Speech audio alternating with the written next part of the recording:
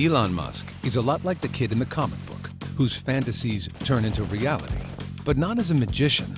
He did it as an engineer. An engineer is the closest thing to a magician that exists in the real world.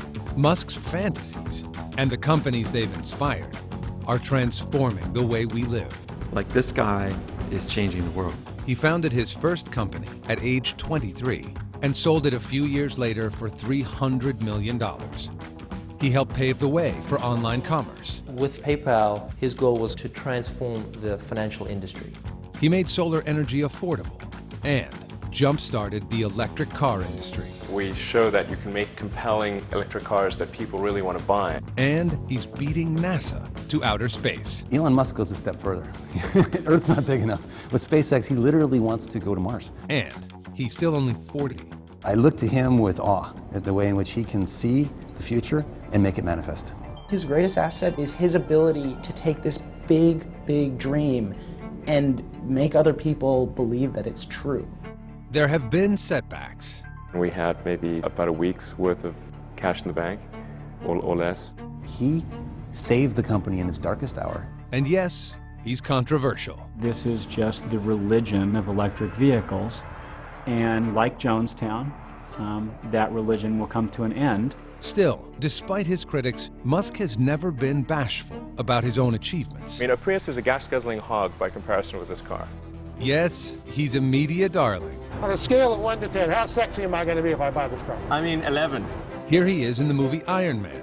He was even the model for the movie's hero. Yeah, good idea for an electric jet. You do? Yeah. Then we'll make it work. Go get it, boss. You complete me?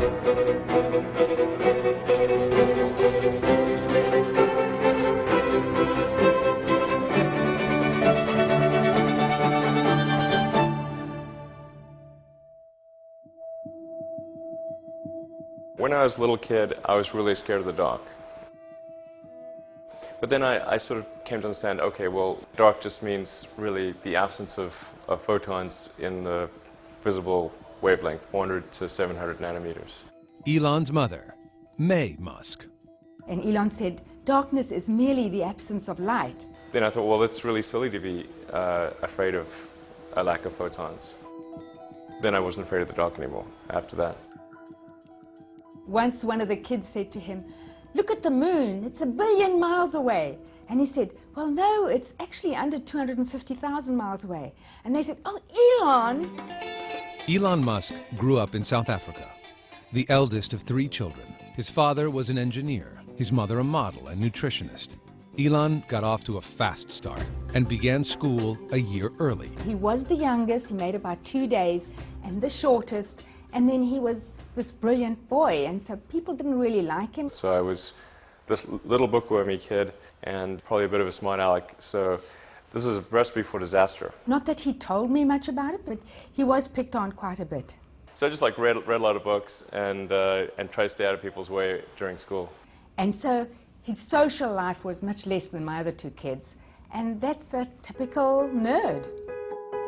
I read all the comics I could buy or that they'd let me read at the bookstore before chasing me away. I read everything I could get my hands on from when I woke up to when I went to sleep. At one point I really ran out of books and started reading the encyclopedia. And he has a photographic memory, so he could remember everything. Anytime I had a question, my daughter Tosca would say, call Genius Boy. His brother, Kimball Musk. When Elon was 10 years old, he got tested by IBM, and he was found to have one of the highest aptitudes they'd ever seen for computer programming. I tried taking some computer classes, but I was way ahead of the teacher, so it didn't really help. So I started programming a space game called Blastar. Musk, already thinking like an entrepreneur, figured out how to sell his game. And I don't think they realized I was 12. We decided we were going to open an arcade out near our high school. We were big into video games, and we figured that it was going to be a huge hit. We got a lease on a building, we got the arcade provider to deliver the equipment, and the only thing we needed to do by the end of it was get the city to approve what we were doing.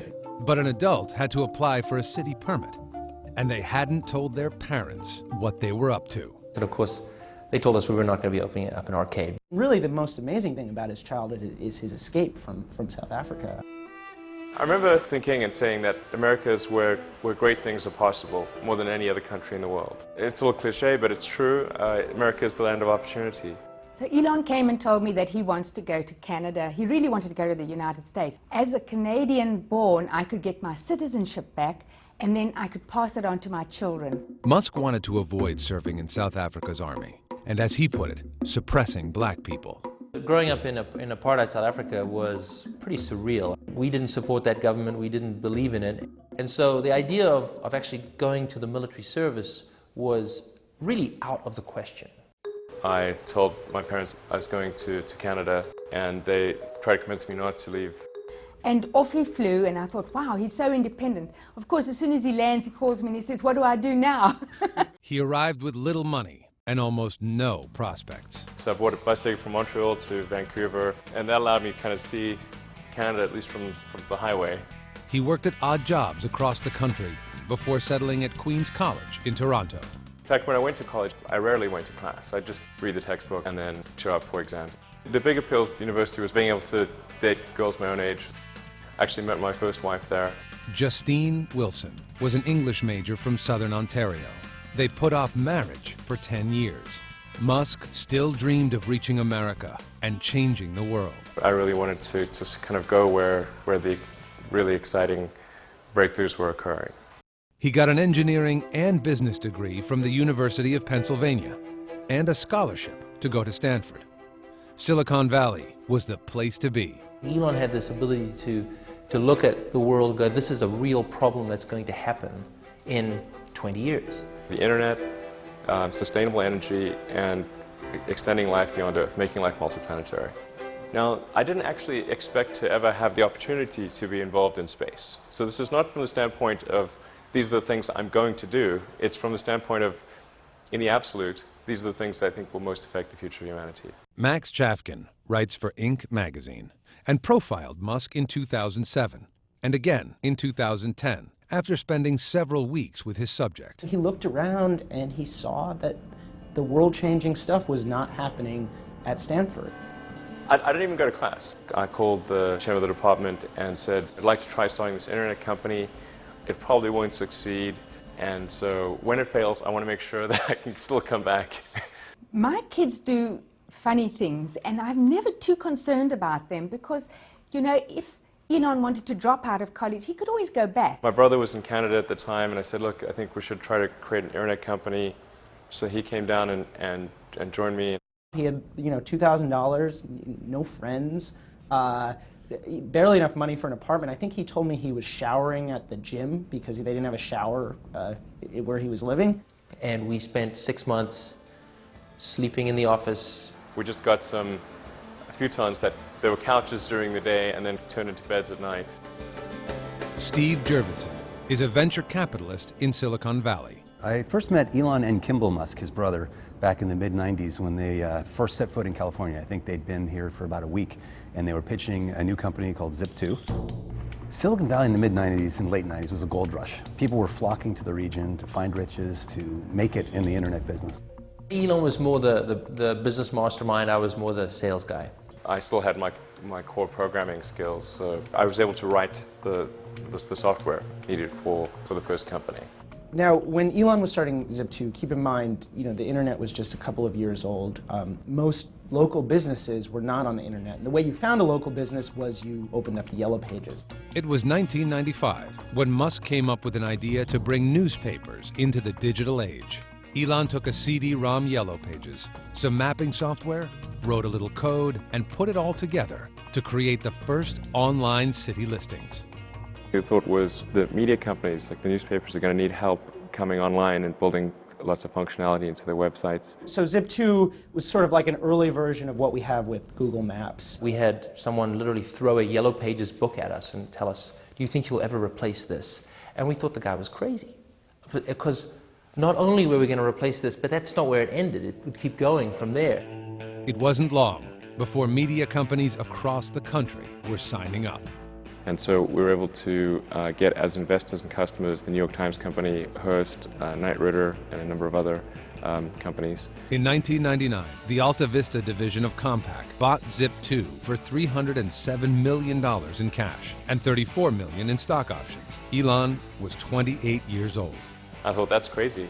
Why would somebody pay such a huge amount of money for this little company that we have? It actually obviously turned out very well for them financially, so they knew a lot more about it than I did. When the kids sold Zip2, it was the most exciting day. We couldn't believe it because you don't know in the internet world if you're going to, make $1 million or die tomorrow. In 1999, Elon Musk sold his first company. In the brave new world of Silicon Valley, he was a millionaire at the age of 28. Zip2 was acquired by Compaq for a little over $300 million, and I made, I think, about $21 or $22 million as a result of that, which was a phenomenal amount of money for me. It was obviously a financial windfall. It was super fun to go out and buy some cool toys. There it is, gentlemen, the fastest car in the world. One of his first things to do is go out and get a big sports car. He comes from a family that really enjoys racing in vehicles, and he got one of the highest performance cars money could buy at the time. It was a McLaren F1, and proceeded to enjoy that around the Bay Area, let's say, a number of adventures and risk-taking moves with his driving. While I'm sure it felt wonderful to have all this money and to have people recognizing success, I think he was also frustrated that this company hadn't become as great as he wanted it to be. It hadn't changed the world. It had just slightly altered the course of newspaper history, which I think from his point of view is, kind of a piddling accomplishment. So I certainly had the choice at that point of retiring and buying an island somewhere and sipping Mai Tais, but that was not of interest to me at all. There really wasn't a choice of we weren't going to do anything. It was just really what we were going to do next. In Elon's case in particular, it was really just a stepping stone. He was very rich. I mean, just more money than most people could dream. And he took almost no time in between that sale and starting the company that became PayPal. The goal in doing my second internet company was to create something that would have a profound effect. And it seemed to me that the financial sector had not seen a lot of innovation on the internet. And money is really just an entry in a database. And it's low bandwidth. It seems like it's something that should lend itself to innovation. Musk's new company created something we take for granted today. It changed forever the way the world buys things, the way money goes from one person to another. At the time, transactions were very slow. People would have to mail checks to each other. So it could take weeks just to complete a single transaction. In March 1999, Musk founded X.com to make electronic cash transfers possible. But he discovered a rival business was developing a similar technology called Confinity. And they were really competing against each other, and the real enemy at the end of the day was eBay. We combined our efforts in order to compete effectively against eBay's built-in system. They called the new company PayPal. When he looked at PayPal, his goal was not to create a place you could do person-to-person payments. His goal was to transform the financial industry. We're able to become the leading payment system in the world, and then eBay finally threw in the towel and acquired PayPal in early 2002. Musk and his partners sold PayPal for $1.5 billion. Musk, still only 30, walked away from the deal with roughly $180 million. I could have bought probably a chain of islands, but that again, that was obviously just not of interest to me. So what next? The final frontier, space. He's always been obsessed with it. Even his computer game Blastar was about a spaceship shooting asteroids and evil aliens. It's just a much more exciting, inspiring future if we're out there exploring the stars, as opposed to a future where we are forever confined to Earth. He had what might seem a completely absurd notion that he just assumed he could pull off. I was thinking, well, I wonder when we're going to Mars. When is NASA going to go to Mars? And I went to the NASA website, and there was no plan to go to Mars, and no plan to really even take the next step in space exploration. This is Elon saying he wants to go and enable this human civilization to leave the planet Earth. Right? It's about as big a vision as you could possibly imagine, and that's going to require funds, and he has enough funds to go do it, so he's going to go do it. He had the outrageous idea that a private enterprise could actually re-energize space travel. In June 2002, he founded Space Exploration Technologies, or SpaceX. Elon was the only funder of the company for its early years. Another incredibly risky move to say, nobody on the planet thinks this idea is financeable. I'm going to fund all of it myself, to the tune of almost $100 million, which was the majority of his net worth at the time, into a dream to take on the military-industrial complex. You know, here's an immigrant from South Africa coming to America to say, you know, NASA, that whole rocket thing you're doing with the space shuttle, I've got a better way. Let's move it all to a new design that I'll build. And, you know, you've got countries failing left and right. And here's a startup trying to build them in Los Angeles. But Los Angeles didn't have all the parts he needed.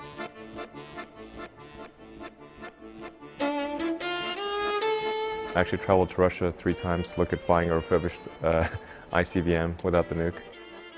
It was odd going to Russia. You know, it's like random American South African guy shows up in Moscow wanting to buy refurbished ICBMs. We visited some weird places in Moscow. I don't know, we went to one place that looked like I don't know what they did there.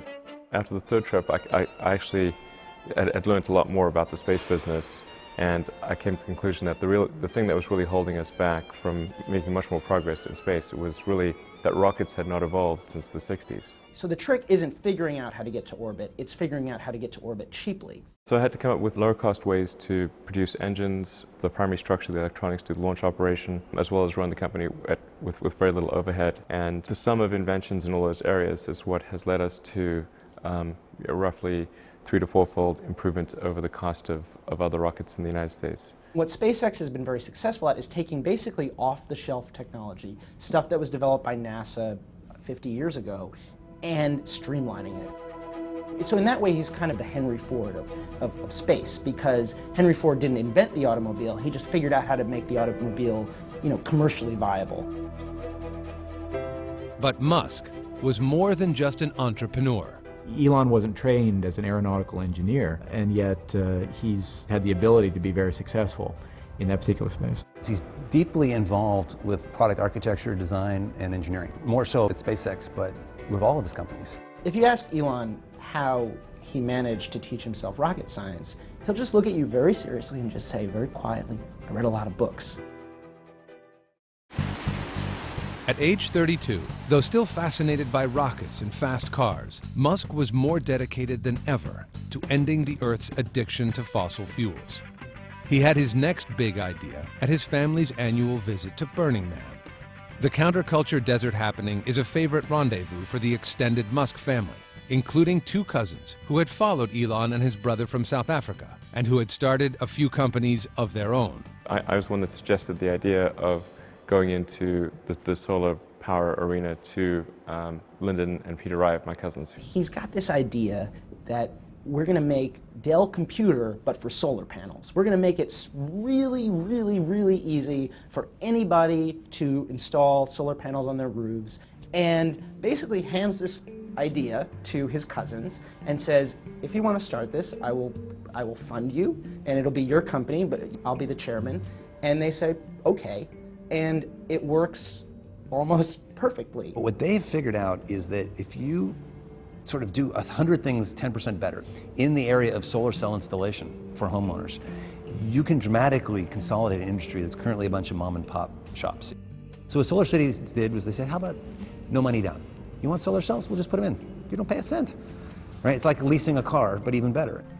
Working in just 5 western states, the company became the largest solar service provider in the U.S., installing 500 new projects per month, with the potential to make Musk the top supplier of green energy in the country. The solar cells keep going. Solar City then owns those at the end of the lease. So it's a fascinating business model where in the long term they may become the largest energy generator in America off all of these rooftops. Renewable energy is just phase 1. Stage 2, Tesla, the first viable long-distance, fully electric car. He had this idea that he wanted to make electric cars, help humanity get off fossil fuels. He discovered that computer engineer Martin Eberhard and hybrid propulsion expert J.B. Straubel were working independently, also trying to build an electric car. To get to a sustainable energy future, we must have both sustainable energy creation and consumption. And so Solar City is about sustainable energy creation, whereas Tesla is about sustainable energy consumption. In April 2004, Musk helped launch Tesla with $6.3 million of his own money. It's the first auto industry startup in decades, and the only one born in Silicon Valley. And it's really pretty simple. It's, make a high-priced car at low volume, because that's essentially the only thing we could afford to do. And then step 2 is a medium-priced car at medium volumes, and step 3 is a low-priced car at high volumes. Like the first mobile phones or Apple computers, Tesla decided to introduce a high-end, high-performance product first. Then, when everyone wanted one, they'd make it affordable. Tesla's co-founder and first CEO, Martin Eberhard. We expect to change the way people think about electric cars with this car, and that we hope to open the market for us to sell other electric cars. But we also know that if you start off by saying, let's first change human nature and make everybody drive crummy little cars, that doesn't work. So instead, let's build a car that people want to drive. Let's build a car that's hot and desirable and beautiful, and convince people that driving an electric car is not a compromise. This idea of actually going in and putting it in a high-end car and breaking the mold of what an electric car was exciting. This is no longer going to be a golf cart. This is going to be a Ferrari. Any cops watching? Nope, coast is clear. When we first saw Tesla, it had a good explanation for how they'd get to market without having to spend exorbitant amount of money, how they would create a brand and an object of desire in consumers, and each part of the story clicked together. Alan Onsman is a reporter for Bloomberg News. He talked about Silicon Valley smarts being able to show Detroit how to do something that Detroit didn't think was possible. It's batteries, it's drive electronics, it's electric motors. Those are skills that are present in Silicon Valley and not present in Detroit. Tesla's revolutionary technology started with a computer battery as the power source for an automobile. For the first time, it was possible to drive over 200 miles and have performance that was directly competitive with what a gasoline car could do. And Tesla was the first company to take those principles and put that into practice and try it. An electric car, if designed right, is all about torque. It means that at any speed you're driving, if you step on it, it's there instantly. So you step on it and just hauls ass. The Governator himself showed up for Tesla's 2006 coming out party. I test drove this one, it's hot.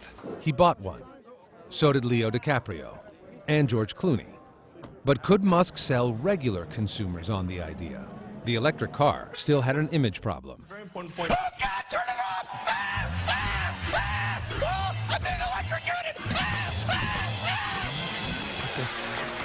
At that time, there was very little activity in the auto industry in electric vehicles. We were in the age of the large SUV. So it was a little unusual to hear about this company in California that was planning to come to market with a high-end all-electric sports car. J.B. Straubel, Tesla's chief technology officer, was the main designer of the electric powertrain. We were very passionate about trying to make sure that this car was going to just throw down the gauntlet on what the technology could do and really prove to the world that electric vehicles, could be incredibly fast and could have incredibly long range. There was kind of a sense of adventure, doing these things for the first time and doing it in a really scrappy way. We did some of the very first battery packs in my garage in Menlo Park before we actually were able to rent a real office. The big issue for Tesla, as with all electric cars, has been the batteries, their cost, and how long they last.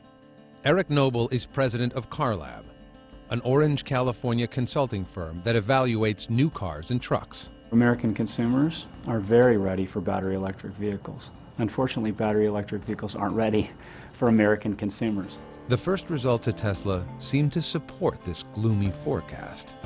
Tesla, when we first started out, the thought was simple and really, obviously, in retrospect, quite naive, which was to make use of a Lotus chassis, some technology that we develop ourselves, but also some technology that we'd license from AC Propulsion, put that together and create an electric sports car that would be compelling. So, let's see, where did that fall apart? The car that Musk's team told him could be made for $65,000 would actually cost $140,000 just for raw materials. When we found out that the costs were a lot higher than expected, it was a very frustrating time for us. As the problems mounted, Musk faced a do-or-die decision at Tesla. Would he let the company collapse or invest his nest egg, the $160 million fortune he'd made from the sale of PayPal? The bet of a lifetime. By 2007, Tesla was running out of money fast. No one wanted to step up to save the unproven automobile startup. Elon had to take the leap alone. We had to make some pretty dramatic changes, essentially recapitalize the business and invest about twice what we'd originally expected. What we originally expected as the outer limit. And Elon was looking at this and saying, the dream is still there, but oh my gosh, what have I got? I've got to get this under control. Basically, Tesla got to this point where they only had enough money in the bank for a couple of months, and there's nobody around who are willing to put more money in. So I'd take all of my reserve capital and invest it into Tesla, which was very scary because, you know, it would obviously be quite sad to have the fruits of my labor with Zip2 and PayPal not amount to anything. But there was no question that I would do that in my own mind because Tesla was too important to let die.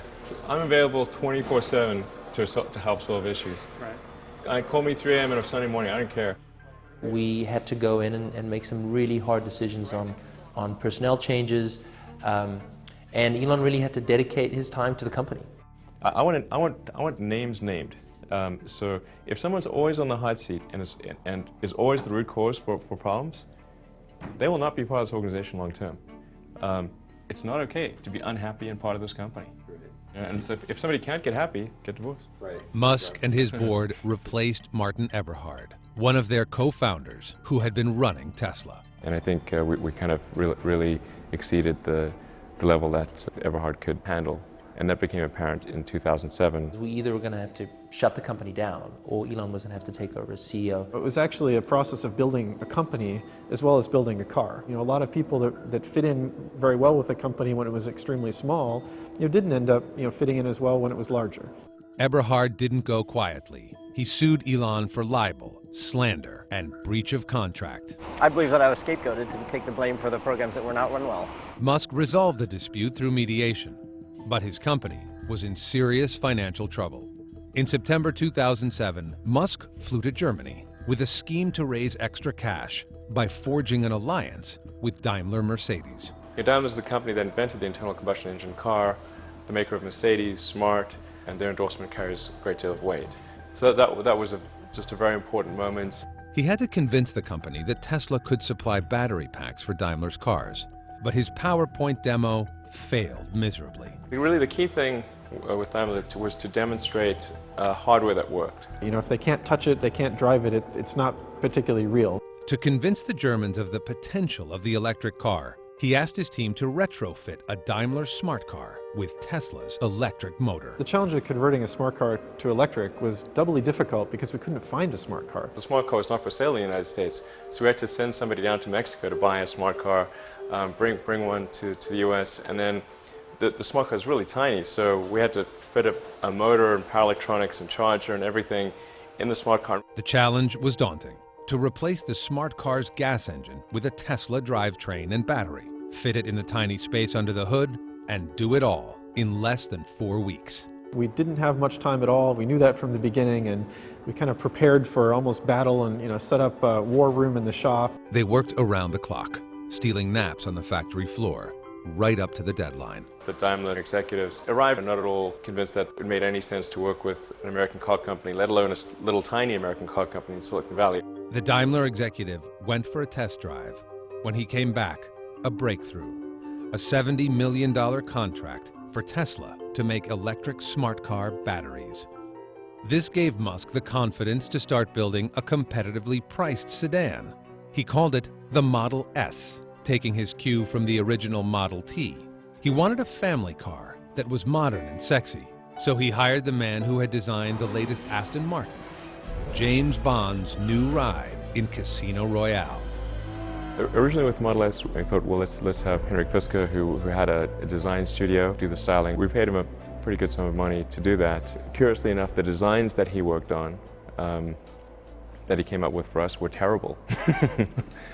And what he didn't tell us was that he was actually working on a competing car company. Tesla officials claimed that perhaps Henrik had come in to learn what Tesla was doing, while all along he was planning to form his own company, do his own vehicle. We were pretty upset with him for basically taking what were at the time the original specifications for the Model S and then going and sharpening a business plan to create that same car. Tesla sued him, he sued Tesla, and there was all kinds of, infighting.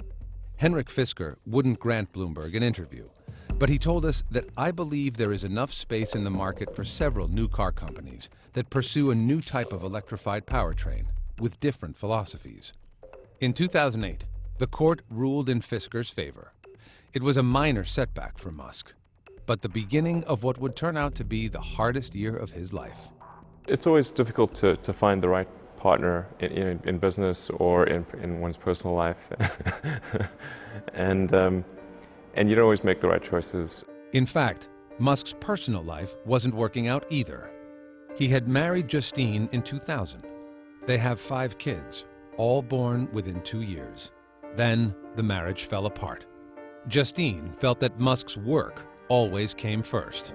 I had the sense of being relegated and sidelined, and that is kind of what I refer to as a trophy wife feeling. Justine challenged a settlement offered by Musk in court and went public. Justine takes her story to Marie Claire magazine, the Times of London newspaper, and her own blog. On March 29, 2011, Justine announced that she was accepting a settlement for $10 million less than what Musk had offered before she took him to court.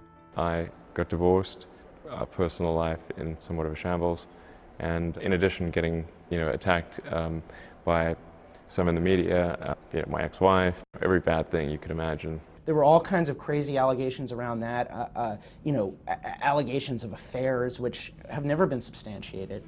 Meanwhile, SpaceX, Musk's other company, hadn't been able to get a rocket into orbit. He started saying, I've got enough money for 3 cracks at it. He put $100 million of his own money, and he sort of hinted at the idea that after 3, if he didn't make it, it would be over. SpaceX would die. The first launch didn't get very far, got about a minute up, and then there was an engine fire, and that was it. The second flight actually did make it to space, but not to orbit. And then also with Flight 3, we didn't get all the way to orbit. Musk had already burned through the $100 million he'd sunk into SpaceX. Now he was on his way back to the drawing board. 3 days after the failure, he announced, first that he knew what was wrong. He announced that they'd raise money to finance a 4th launch. And the 4th launch was going to happen in a matter of months, which in the rocket industry was a crazy announcement. We were able to solve the problems, and then just as we'd solved those problems, we ran smack into the worst economic recession since the Great Depression. It's been one of the darkest days on Wall Street in recent memory. Stock markets falling the most since 9/11, the Dow off more than 500 points. This is what financial Armageddon looks like. Red screens that scream sell, sell, sell. It was a week that shook Wall Street and indeed the world. The Dow had its biggest point drop ever, falling a little more than 777 points, 777s. And a realization that the economy may still head into a deeper downturn. As 2008 drew to a close, Musk faced the worst crisis of his career. All 3 of his companies appeared to be in free fall. The worst point was probably just the weekend before Christmas in 2008. We had the economic tsunami take place and made things even worse. If it wasn't needed, we had to shut it down and just figure out how do we get through this dark period and not go bankrupt. General Motors shares falling to more than a 20-year low after Goldman cut the automaker's rating to sell on a worsening sales outlook. Musk was forced to lay off almost 1/3 of his staff and close Tesla's branch in Detroit. That was tough. It was obviously an economic period that saw the bankruptcy of General Motors and Chrysler, and there we were, a young company selling a very optional car. It was really people don't need a $100,000 sports car. But things would get even tougher. His energy company, Solar City, foundered. The bank that had backed their leases pulled out of the deal. I certainly did not anticipate that we would have the worst economic climate since the Great Depression, and one which was disproportionately bad for cars. General Motors went bankrupt. General General F&N Motors, you know? Musk was in the fight of his life. We had maybe about a week's worth of cash in the bank, or less, and there was just very little time left in the year to resolve these things. I mean, there were like 2 or 3 business days left in the year. I never thought it was possible for me to have a nervous breakdown, but if it was possible for me to have a nervous breakdown, that was about as close as I was going to come. He told me that he was waking up in the middle of the night and there would be tears on his pillow, and that must have been disturbing and scary. I think it was a dark time. When Elon was going through his sad period, I was so sad. I felt like I had a hole in my heart, and there's nothing you can do. You just hurt so much, and I just didn't see him getting out of it. He was just so sad. And then the next thing I get this call saying, "Ma, you can't believe it. I've met a wonderful woman." Tallulah Riley is a British actress who debuted in the films Pride and Prejudice and Pirate Radio. Elon, I think, was just having a horrific time. Your business and personal life was just hell at that period. It was definitely a very difficult period. My ex-wife and I had just filed for divorce, and I happened to be in London, and my friend Will had dragged me out to a club, and then Tallulah had, a friend of hers had dragged her to the same club. Before they met, she had never heard of Tesla, SpaceX, or Elon Musk. I thought he was some sort of hapless engineer that had wandered into a London club, and he just looked so forlorn. He was sort of just sat in a corner on his BlackBerry, and he looked really out of place and sad. I was, trying to be very sweet to him and sort of humouring him, going, "Oh yes," when he was going, "This is my rocket, and this is my car." They were all real, she learned, when her father Googled Elon Musk. We spent 4 days in London together, just sort of hanging out and doing really exciting things. Then he went back to America. I went to Sicily to do a photo shoot. And then after, he was texting me saying, "Come to America." So I said, "Fine, I'll come. I'll have a break after this. I just finished a film." So I went for a 7-day holiday, and he proposed at the end of that 7 days. It's a strange way to begin a relationship, but we've said to each other we've seen each other at our very, very worst. And yet through that our love has managed to sort of grow and continues to grow every day. Musk's personal life was looking up, but the fate of his companies still hung in the balance. I had to make a choice then that either I took all of the capital that I had left from the sale of PayPal to eBay and invest that in Tesla, or Tesla would die. The company's really teetering on the brink of failure. And there's this board meeting late in 2008 where they're discussing what's going to happen, and Elon just says, "Well, I'm going to raise a $40 million round to keep the company going." And the board members are kind of wondering, well, how's he going to do that? And he says, "I'm going to put it all in myself." And he did. Musk personally guaranteed $40 million more to avert the company's collapse. His total investment in Tesla would be $75 million. And that incredible braggadocio confidence catalyzed a change in people's opinion. And we and everyone else around the table was like, "Oh my gosh, we want to be part of this. We want to get as much of this investment as we can." He saved the company in its darkest hour with an act of heroism that is hard to describe. There's nothing quite like spending your last remaining dollar on a project you believe in. It was thankfully a good week, but definitely it took its toll from a mental strain standpoint. I think I mentally just burned out a few circuits. Just as Musk put his last $40 million into Tesla, he realized he needed another $20 million to save his rocket company, SpaceX. Even though his first 3 launches had failed, Musk believed in his technology. The fate of SpaceX would be riding on his next rocket, the Falcon 9. 3, 2, 1. Stage 1. Liftoff. On their very first attempt to launch the Falcon 9 from Cape Canaveral, in front of the world's eyes, the very first attempt was a complete success. Falcon 9 has cleared the towers. The first successful launch at SpaceX was an incredibly emotional time. The team at SpaceX had worked for 6 years to do the impossible, and they had succeeded. And engine shut down. Falcon 9 Stage 2 and the Dragon capsule are now in orbit around the Earth.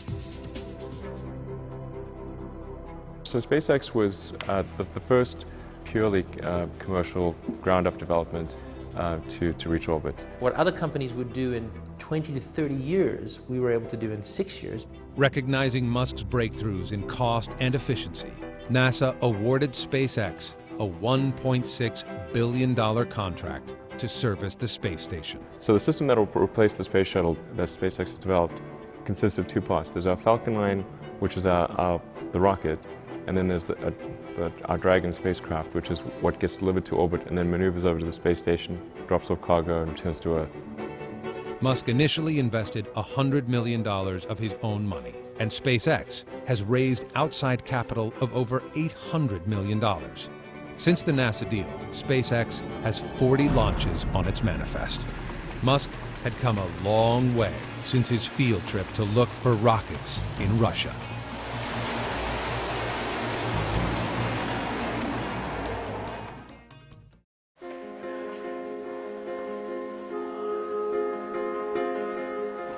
In 2009, coming off his enormous success with SpaceX, Musk rallied his core investors to keep Tesla going. Determined not to repeat his mistakes, he focused on bringing his family car to life. So I decided, look, we really need to have our own design studio, and that's when I hired Franz von Holzhausen to design the Model S.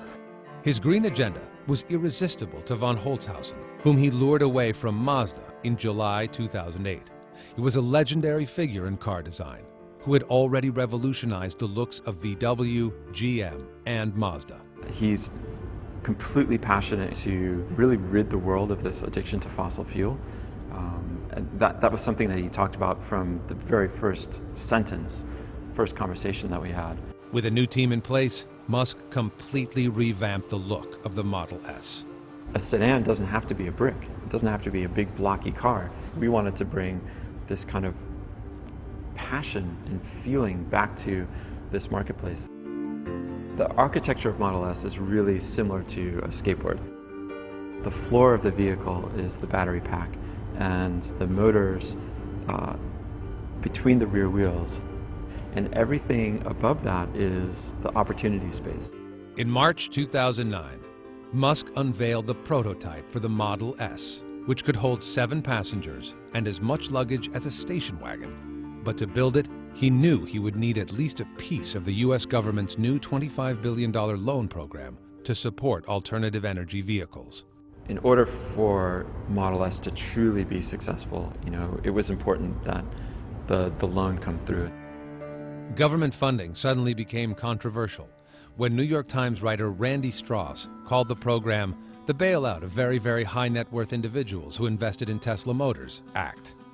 Musk fought back. Randy Strauss is a huge douchebag. And an idiot. Okay. It wasn't a bailout, but a loan. The U.S. government agreed to lend Tesla $465 million to mass produce the Model S sedan, a move that astounded many in the industry. It's very unlikely that the Tesla investment is ever repaid to the taxpayers. Electric vehicles are really not possible in ways that would be effective for most consumers still. This is just the religion of electric vehicles, and like Jonestown, that religion will come to an end. There are most certainly people who want to see Tesla fail because it is an attack on the mainstream car industry. Of course, the biggest impact that Tesla will have is not the cars that we make ourselves, but the fact that we show that you can make compelling electric cars that people really want to buy. Former General Motors chairman Bob Lutz rose to the challenge. If a small Silicon Valley startup believes that they can do a commercially viable electric car, are we going to sit here as General Motors and say, well, a guy in California can do it, but we can't? Game on. Lutz himself would supervise the launch of the Volt, a new electric Chevrolet family sedan to compete with Tesla's Model S. Musk's success continued in 2010 as he took Tesla public, announcing the IPO in June. But it was a move that brought the Tesla doubters out in droves. Things really got ugly. I mean, they brought up the divorce. They brought up past problems at Tesla. They brought up, Elon's background. Tesla stock voted by Wall Street as the least likely to succeed. You don't want to own this stock. You don't want to lease it. Heck, you shouldn't even rent the darn thing. We've confounded the critics at every turn. So at a certain point, people have to get tired of being wrong. There hasn't been an IPO of a car company in America since Henry Ford, and that caught people's attention. You just saw on his face this sort of just elation and this feeling like all of this suffering is worth it, and it's real now. The IPO was such a success that Tesla's net worth rose to almost $2 billion. And GM copied them again with an IPO of their own, the biggest in U.S. history. Whether Tesla is ever hugely successful or not, I'll always owe him a debt of gratitude for having kind of broken the ice. Around the same time, Daimler invested $50 million in Tesla, embarking on a joint venture to build electric Mercedes and smart cars. For a company like Daimler, the maker of Mercedes-Benz, to suddenly award this contract to them, it was a validation. Toyota also invested $50 million to have Tesla build a new electric version of the RAV4. For a startup like Tesla, it's quite significant. At this point, Tesla has received investment from the world's largest maker of luxury vehicles and the world's largest automaker. But Tesla still had an earnings problem. The company's loss for the fourth quarter of 2010 was $51.4 million, more than double the losses of the year before. That didn't stop Elon from taking one of his biggest risks ever, acquiring a huge car-making plant near San Francisco, abandoned the previous year by Toyota. The dream factory location for Tesla was always the NUMMI factory, which was a 50% Toyota, 50% General Motors factory. It's one of the biggest car plants in the world.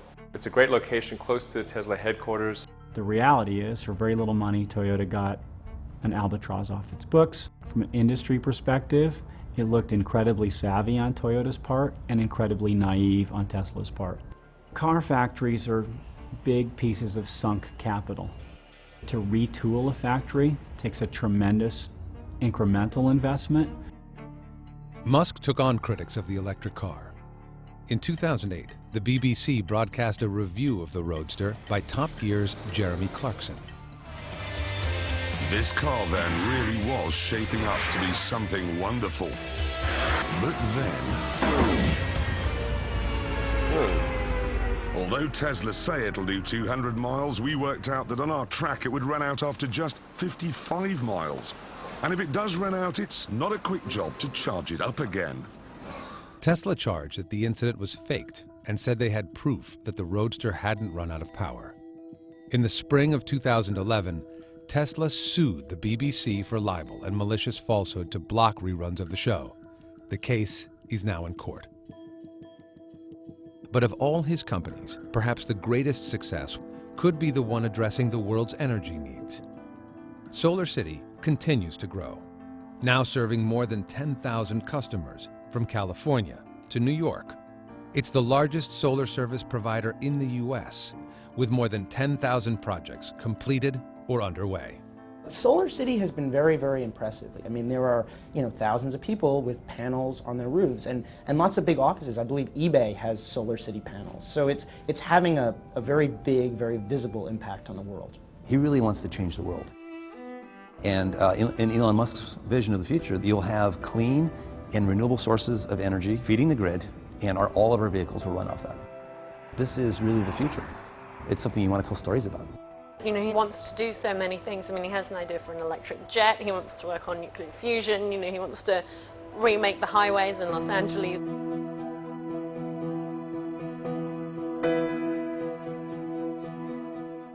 And in October 2010, Musk married Tallulah Riley. We spoke to them during their honeymoon in Paris. I feel incredibly blessed to be with Elon for obviously so many reasons. As am I. Likewise. Thank you. Thank you. Because I'm a visionary too. No, the past 2 years have been quite a ride, and there've been some decisions that at the time I've, been quaking in my boots over, the things he's been doing. I feel privileged to be able to see them sort of so up close and and witness it all. On December 8, 2010, SpaceX had its greatest mission yet. NASA just launched the SpaceX Falcon 9 rocket. The cargo vehicle is favored to replace the space shuttle when it retires next year.